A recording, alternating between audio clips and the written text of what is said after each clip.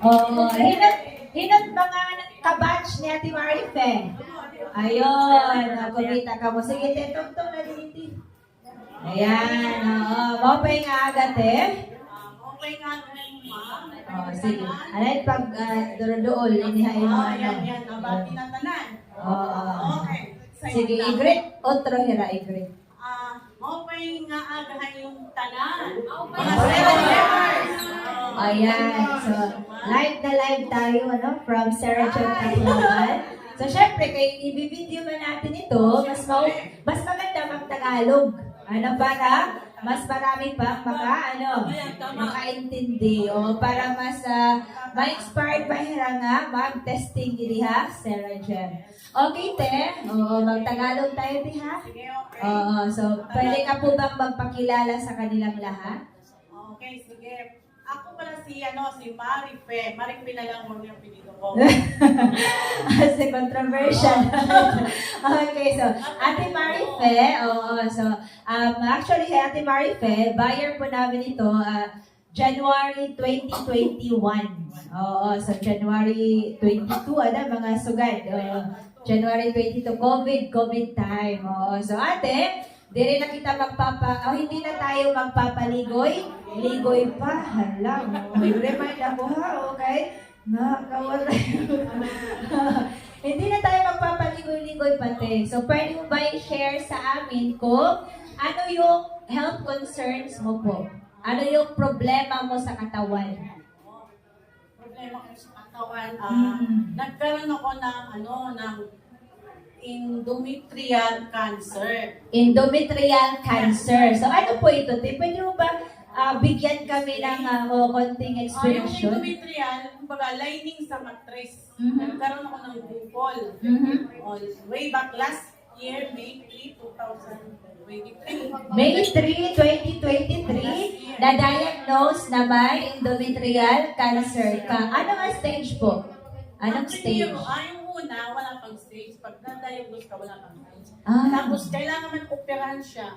So, mga 3 days after na akong diagnose, na-opera ako, natanggalan ako ng tabso. Natabso ka. So, ano ang ibig sabihin ng tabso? Lahat yung Total, abdominal, basta. Yung dalawang ovary ko, at saka yung matris, tinanggal yung lahat.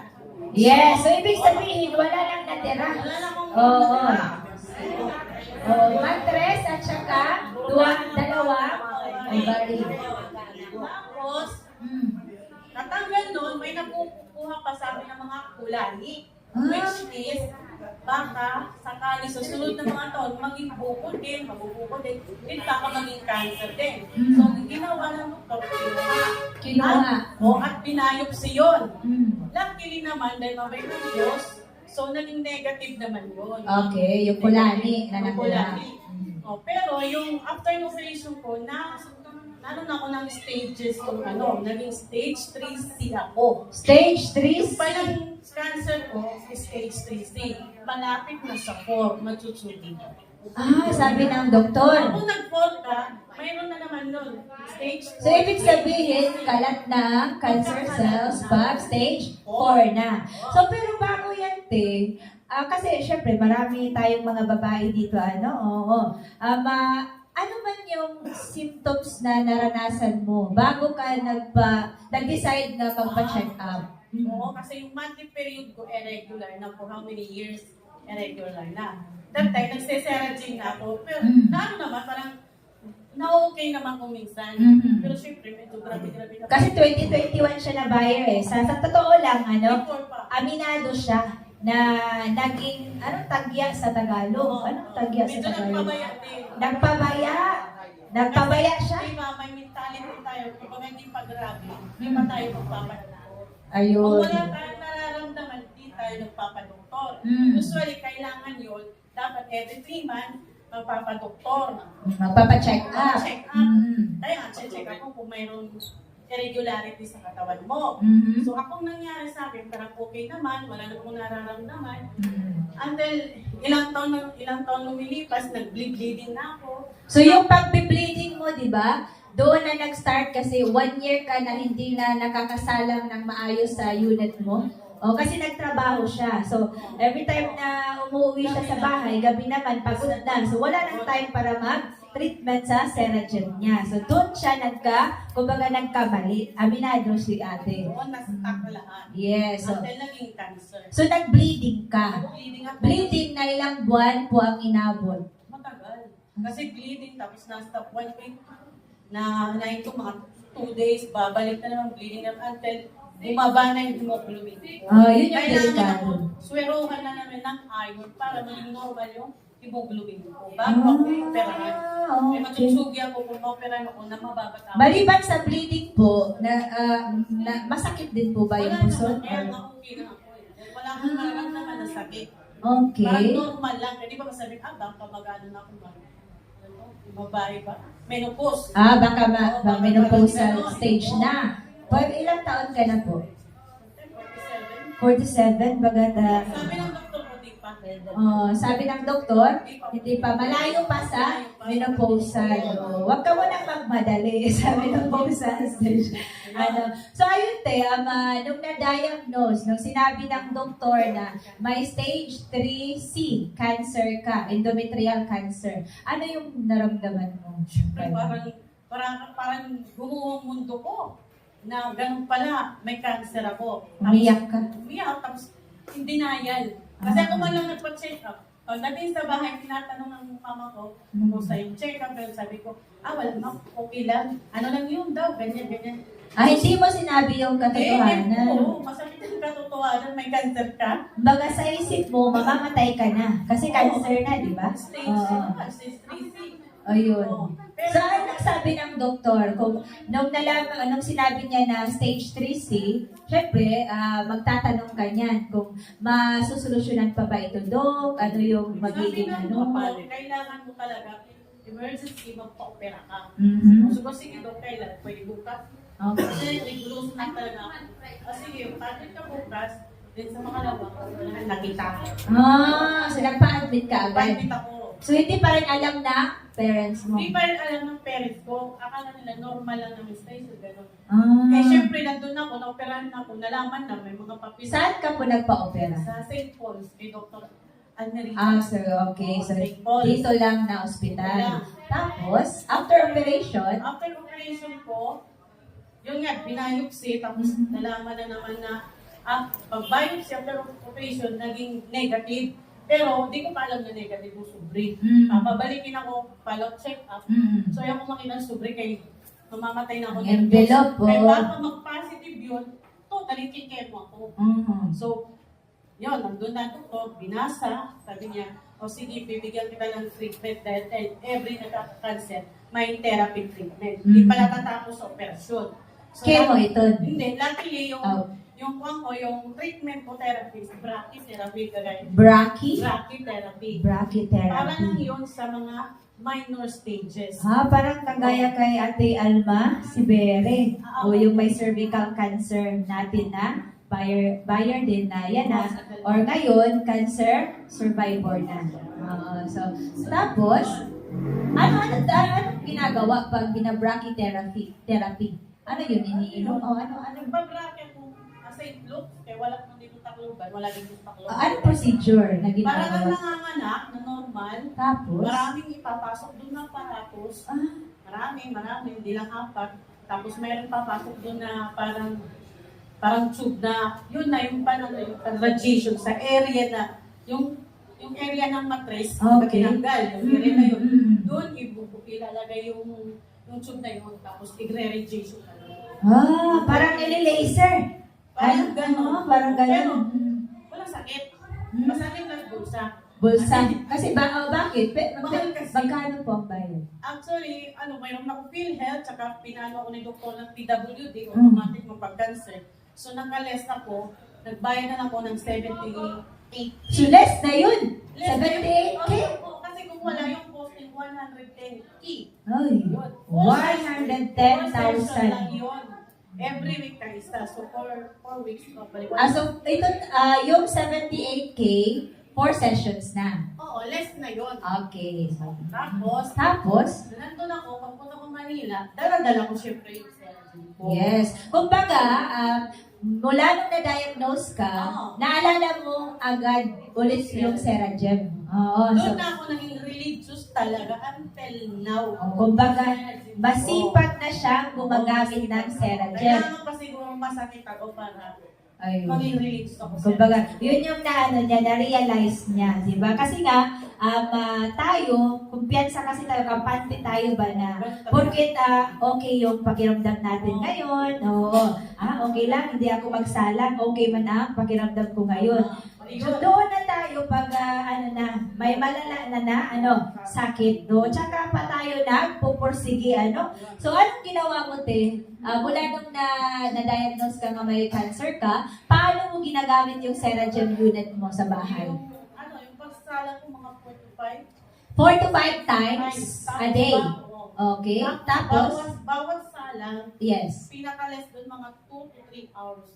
Three- wow. Hindi lang ang pahinga ko sa Seragem ko. Wow, palakpak naman. Oo. So, imagine, Dalawang compact yun. dalawang elbows. Oo. So, bali, 5 times. So, tapos tag 3 hours. So, ilang oras siya sa buong araw?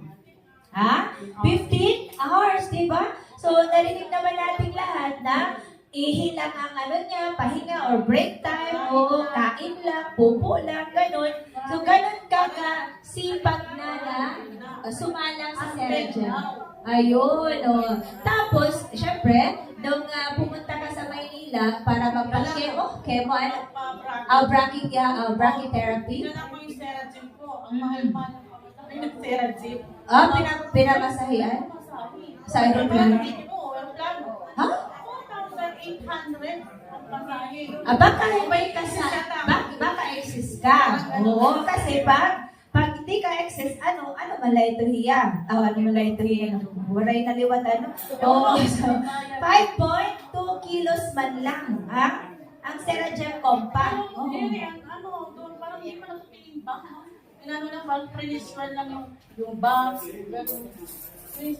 Kasi pag may free ka na, Baka nag-consume ko yung Oo, yun. Kasi, yung kay nanay, di ba, sinabi ko sa inyo na si nanay, pumunta siya sa Maynila, walang pamasahe yung niya. Kasi nga, meron siyang extra nga, baggage ba? Oo, so, yung sa'yo pala, Pero, okay lang. Hindi mo ako naginaya. sige lang, kumbaga, hindi ka nang inayang sa 2,000, ang importante madala mo.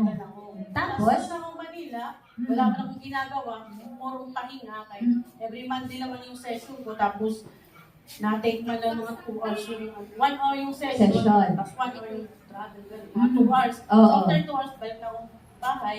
So, salang na naman ulit. Hihirin ang pahinga. so tapos, kinuwento mo sa mga kasabayan mo, kasi di ba, syempre, may makikilala ka nga mga kaparehas Oo, mga may mayroon akong cancer. mga May cancer. Ina-advise ko sila na mag-Seragem. Ako pa nag-research sa internet. Kung saan yung center, ganun. Taga Quezon City kasi yun eh. Oo. So tapos, Sabi ko, nandito yung address sa Mm. Seragem Quezon City. Ganyan. Hindi mo niya naniniwala. Kasi talaga mahirap paniwalaan ko. Sige, Ayun. siya naniwala. yun din. Mayroon pa sabi ko, ayan mo na, mamamatay rin naman daw. Ah, Kaya may cancer. oo. Sabi nga ng doktor, Nawala na ng pag-asa. yung doktor, hindi cancer makakamatay sa pasyente.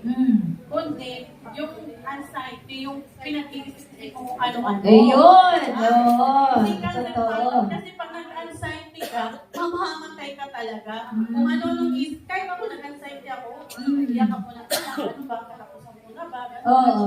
Pero, inisip ko rin na, hindi pa siguro katapos na ang mundo. Iniisip mo lang siguro na may anak ka, di ba? Oo. Gusto ko pang mabuhay. Totoo. So, Oo. nag-research ako.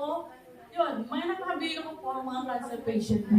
So, yung iba, mga parang... So, di ba, meron kang sinabi sa akin na every time na iba-brachytherapy ka, sabi ng mga espesyalista na masakit. Hindi. Ano yun? Brachytherapy ba? Oo. Yung may nagsabi sa akin na, naku, pag nag-brachy ka, masakit yun. Oo. Kailangan anesthesia, gano'n. Okay. So, ako naman, yun talagang nasa mindset ko. Pagdating doon, sabi ko, Dok, in-explain ng doktor, pinakikinggan ko, parang wala namang sinabing may kailangan ng anesthesia. Sabi ko, Dok, bakit wala kang ibibigay ng anesthesia?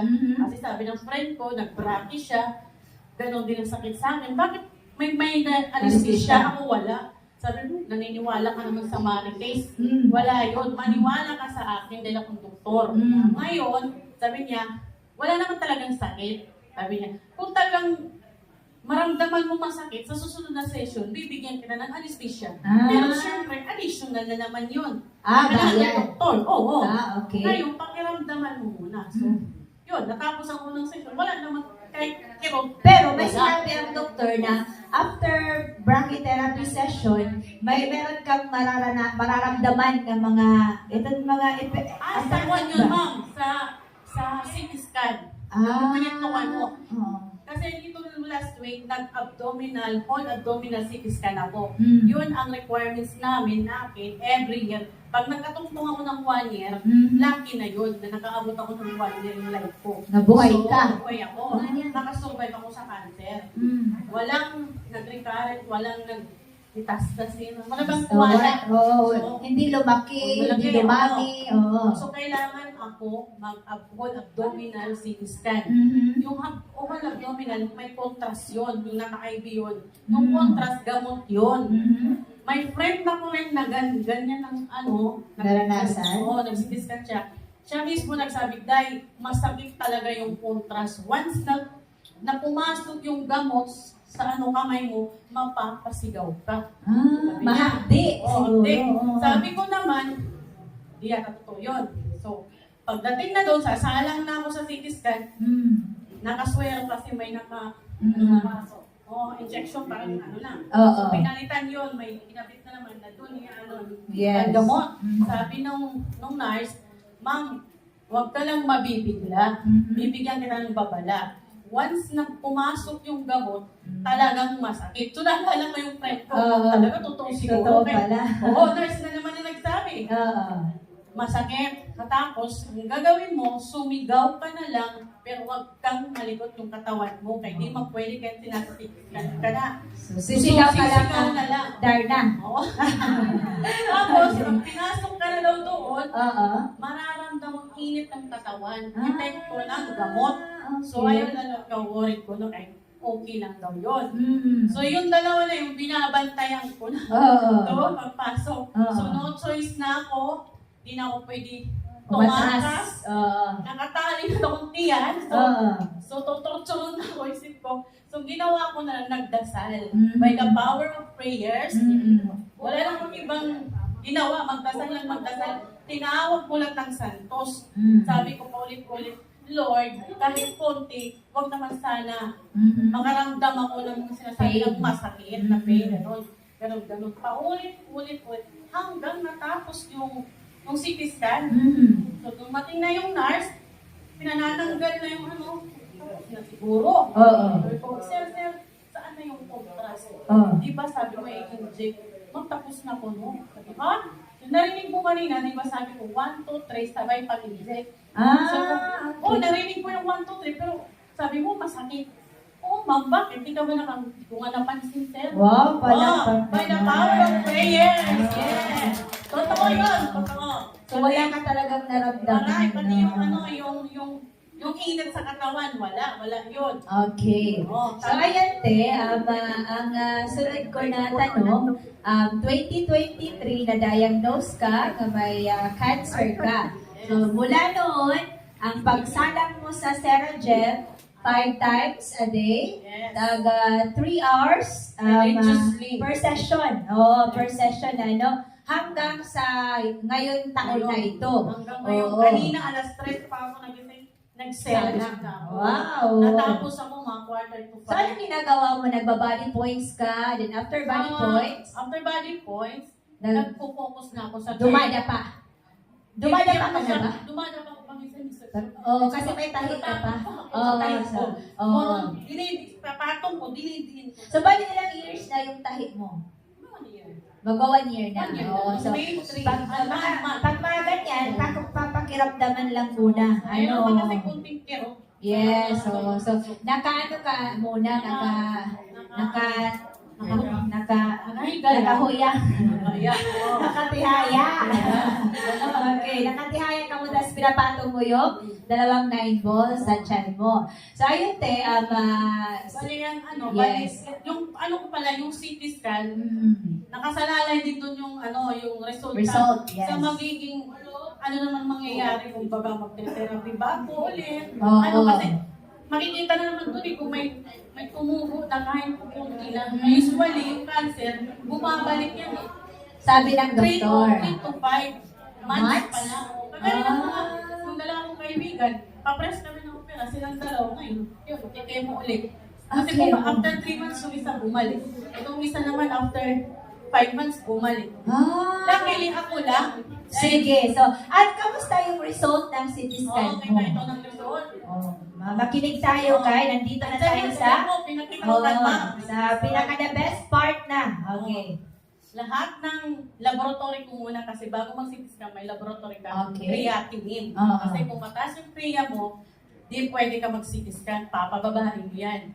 Dapat sana talaga tataas yung creatinine ko. Kasi So, yun ang creatinine- expectation Oo, na kasi ano?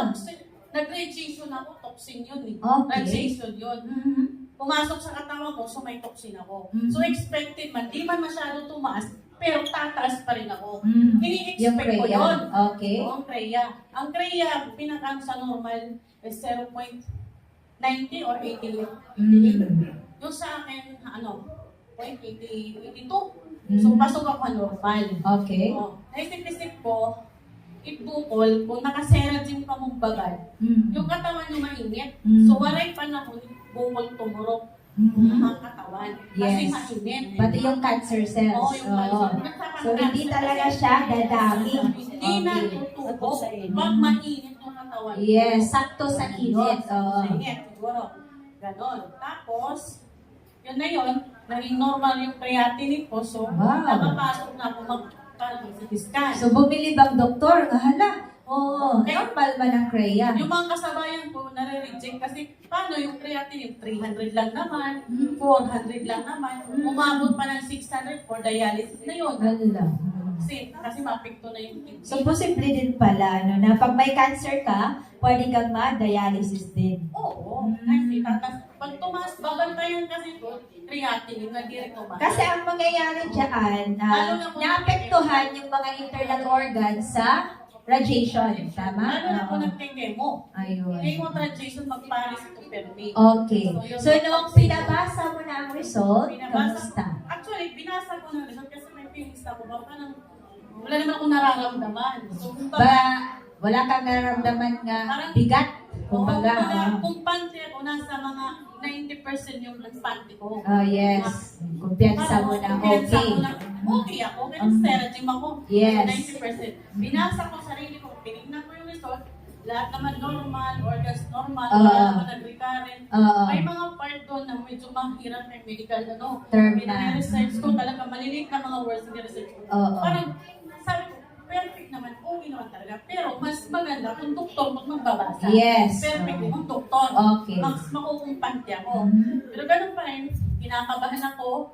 Kahapon, bumalik na ako doon habang nagpipila ko para kung di Ang ako bilis ng tibok ng puso mo that time. Okay. Parang ayaw ko pumasok na naman ang clinic kasi nakakatakot pa nga pumapasok ang clinic ng doktora, mga cancer yun. Oh, Kung okay. cancer yun ang mga pumapasok, may mga bukol, may problema. So, nung binasa na, So, yun, pagpasok ko, binasa na ni doktora, nauna na siya pagbasa. Sabi niya, bakit parang di ka makapag-smile? Oo. Sabi ko, doktora talaga, parang di na ako makahinga. Oh, Nininervyos talaga ako. Ilang Ah. araw na akong di nakakatulog. yes. Dahil hindi mo pa nababasa yung result. Results, Ngayon, makakatulog ka na. Oo. Sabi ko, depende kung anong sasabihin mo. Okay. Sabi niya, o sige, lahat naman dito yung organs mo, luckily, walang napektuhan. Wow. Empty naman, okay naman. Yung Wow. lungs, yung spine, Kidney, yung spleen. yung kidney, yung liver, lahat Okay. doon, nakaano. Oh, palakpak naman. Oh. Yan. Oo. Normal. Normal. Okay. Tapos, wala naman akong nakikita na may tumutubong bukol. Wow. Malinis naman. 1 year yun ah. 1 year. and 1 Okay. month. 1 year and 1 Malinis month. naman yung yung part na inoperahan namin, okay naman Okay. siya. Yes. Walang problema yung sugat, okay. Everything is okay. Mm. So ngayon, i-declare ko ikaw na cancer-free. Wow! Doktor yung nagsabi. Yes, na cancer-free ka na. Cancer-free na daw ako. Sabi niya, sabi ko, Dok, di ba sabi, 5 years pa? Yes. Gusto Oo. niya 5 years. Totoo nga, kasi yun Oo. yung naririnig namin eh. O sabi naman niya, oo, 5 years. Pero sa unang year mo pa lang, perfect na eh. Paano pa kita abutin ng 5 years? Ayun. Dito pa lang, pwede ka na i-declare na. Oh. So paano ka? Agad. Yes. So, Kaya nga, congratulations. So, Kung noon, na-diagnostic, na-diagnose ka? Grabe Yes. ang takot ko. Oo. Ngayon, masaya ako. Iba ang Lahat saya. Gusto ko sumigaw. Wow. Naging cancer free ka, Diyos ko. Ang lupit. Oo. Dahil ka kung ma-diagnose ka, parang katapusan ng mundo, Diyos ko. Oo. So, talagang masaya ka Arthritis na lang, huwag lang makanser. Kasi mas masasabi mo na, syempre, maliban sa okay na, hindi naman siya makakagasto na, malaki. Gastos Oo, pa lang. kasi sa totoo lang din, sige daw, magtatanong ako sa iyo, mga nasa magkano na ang mga nagasto mo? Gastos ko. Estimate na lang. Sa pagpabalik-balik, pagpa-brachytherapy, opera, Sa opera pa lang, sa pag-opera, may mga less na yun, nakabayad ako ng 150K. 158 opera. Sige, alay pag total ha. 158. Nag-therapy ako, wala pa yung Oh. sa aeroplano, wala pa mga small expenses. Therapy pa lang, 78K. Isang therapy lang. Hindi, the full session na yun. Okay, so Sa hindi na Hindi ulit. na, actually, tatlo lang talaga sa 78. doktor. No? Ang Okay. tatlo lang gusto ni doktora na session. Pagdating naman nila, dinagdala yung isa. Plus 78K. 158 plus 78. Parang puro 8 ang katapusan. Tapos, Yung ngayon, CT scan, yung mga kulang-kulang 15,000. 15,000 CT scan. Ang aeroplano, nakailang balik ka sa aeroplano sa Manila? Ang pamasahe ko plano, 5,000 plus 3,000 plus yung mga 10,000. 10,000. 10,000 aeroplano. Ang bahay, kaninong bahay? Ang problema yung bahay, minsan ko lang. Okay, pagkain. Okay lang. Kaya naman halos Okay. ako kumain. So, magkano po, Ate Melissa? Plus 10. 10. Kaya abot na tayo rin. Ako naman na pang mga small expenses. Magkano? Ha? 261. 261. Oh, so, i-round off na lang natin na 300,000 yung kanyang gasto. O, di ba? 300,000 ang kanyang nagasto. Samantala, ang pag-avail niya ng compact nasa 68,000. Di ba? O kung talagang nung hindi pa siya na-diagnose na, hindi pa gumabi pa yung kanyang sakit, posibleng ma-prevensyonan. Kaso, yun nga, nagpabaya siya. Pero sige lang, hindi pa man huli ang lahat. Kumbaga. Sabi nga nung So ano man, anong sabi ni Doktor? very good lahat. Okay ka lang. Oo. Ano man kung yung mga ginawa mo? Oo, wow. Para Sige. ma-maintain yung gano'n. Kasi Yes. usually, yung mga iba talaga, yung mga kasabay mo, 3-5 months na, balik ikaw, swerte mo lang talaga. Sabi Yes. niya.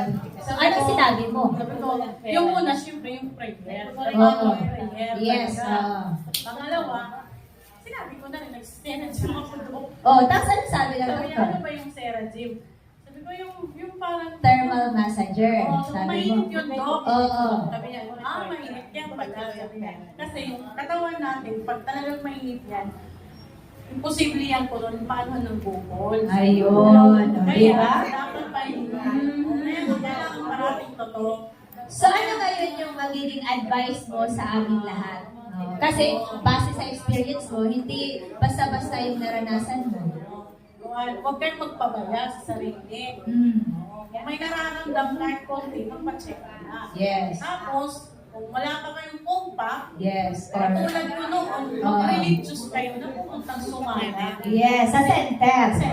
Kung wala pang sariling unit sa bahay, Bigyan nyo ng time. Kasi, permanente man tayo busy, pero kailangan may time tayo para sumala. yes. Ngayon, kung mayroon na sa bahay, bigyan pa rin ng maraming time kung may mga bakanteng oras, ibuhos na lang Sarah J. Yes. So, para hindi magsisi sa huli.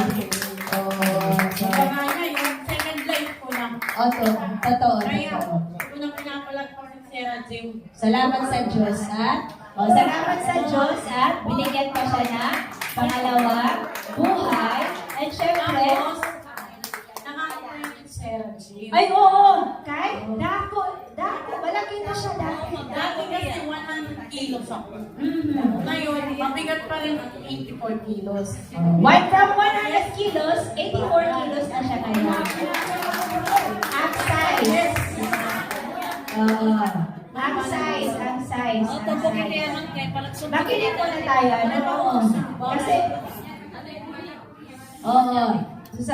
sige, mga nagkaroon paunahin niyo na.